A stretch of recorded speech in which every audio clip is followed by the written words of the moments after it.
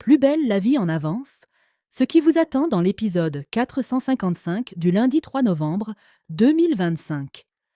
Thomas s'inquiète pour Matisse. Au Mistral, Thomas, Laurent Kérousoré retrouvent enfin Matisse et Baptiste. Il est inquiet pour eux suite à l'épidémie survenue dans la résidence. Mais Baptiste lui explique qu'il ne faut pas se faire du souci pour eux. D'ailleurs, Baptiste veut que Matisse reprenne l'école dès aujourd'hui. Avant de laisser Matisse aller à l'école, Thomas lui offre un cartable. Matisse n'est pas heureux de recevoir ce cadeau. La raison ? Il se considère trop grand pour porter un sac à dos. Finalement, après l'avoir essayé, Matisse valide le cadeau de son papy. Il se rend à l'école avec le sourire aux lèvres. Plus tard dans la journée, Jawad surprend Thomas en train de traquer Matisse sur son téléphone portable. En effet, il a caché une puce dans le cartable de l'enfant. Jawad lui conseille de lâcher prise, d'autant plus que Baptiste est un super papa. Soudain, Thomas découvre que son petit-fils n'est plus dans l'enceinte de l'école. Thomas se rend à l'endroit où la puce est en train de borner et il tombe sur Baptiste qui lui dit « Tu crois que je ne sais pas m'occuper de mon gamin ?» Pour sa défense, Thomas répond qu'il ne dort plus depuis l'épidémie et qu'il n'a qu'une seule peur, les perdre tous les deux. Baptiste le serre dans ses bras pour le rassurer. Luna découvre le secret de Jennifer. Au pavillon des fleurs, Barbara, Léa François, informe Luna que Jennifer, Diane Dassini, envisage de quitter la colocation. Au cours de la discussion, Luna dit à Barbara que Jennifer a flashé sur un homme marié. Barbara est surprise d'apprendre cette nouvelle, car Jennifer ne lui en a jamais parlé. C'est bizarre, pourquoi elle ne m'a rien dit ? Plus tard, Audrey rend visite à Luna. Elle lui explique avoir un dossier compliqué à gérer avec une jeune femme qui quitte sa colocation car elle est tombée amoureuse du compagnon de sa meilleure amie. Luna fait aussitôt le rapprochement avec Jennifer. Elle est troublée d'apprendre que son amie a le béguin pour Louis. Au même moment, Barbara donne rendez-vous à Jennifer au Mistral. Elle lui confie se sentir blessée. La raison ? Elle ne comprend pas pourquoi elle ne lui a pas parlé de son crush. Jennifer lui répond qu'elle avait peur de lui dire qu'elle était amoureuse d'un homme marié. Alors que Jennifer est en train de décrire son crush à Barbara, Louis les rejoint. La secrétaire du cabinet médical est troublée de se retrouver en présence de Louis et Barbara. Elle se lève de sa chaise, prétexte une urgence au travail et s'en va. Le couple est surpris du comportement de la jeune femme. Basile est-il responsable de l'épidémie ? Au cabinet médical, Gabriel et Léa annoncent aux étudiants non contaminés qu'un pesticide a été retrouvé dans la ventilation de la résidence. Quelqu'un a donc voulu les empoisonner. Tous les résidents vont devoir subir des examens pour vérifier qu'ils sont hors de danger, car ce n'est pas parce qu'ils n'ont pas de symptômes qu'ils sont épargnés. Pendant ce temps, à Massalia, Jean-Paul, Stéphane Henon et Charlotte de la PTS montrent à Idriss une preuve accablante.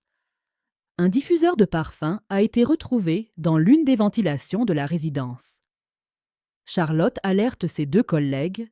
Il y en a sûrement ailleurs. À l'hôpital, Morgane est de nouveau sur pied.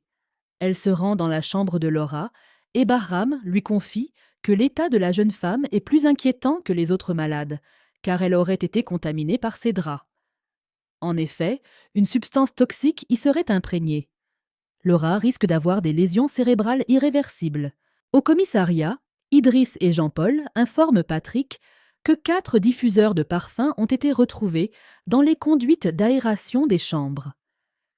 Il semblerait que Laura, Morgane, Vadim et Jules soient les seuls visés par Basile. À moins que le coupable utilise d'autres techniques pour empoisonner les autres résidents. Au cabinet médical, Gabriel, Jean-Paul et Idriss font un point sur l'enquête. Le médecin dit aux 2 enquêteurs que les malades, mis à part Laura, Morgane, Vadim et Jules ont développé de faux symptômes par peur. Bien que cette théorie tienne la route, Boer et Idriss sont sceptiques. De retour au commissariat du Mistral, Patrick informe Boer et Idriss que Basile n'est peut-être pas responsable de l'épidémie. En effet, selon le médecin légiste, l'interne en médecine aurait été shooté au somnifère, puis étouffé. La personne qui l'a tué aurait voulu imiter les symptômes de la maladie. Patrick ajoute « Basile a été assassiné ».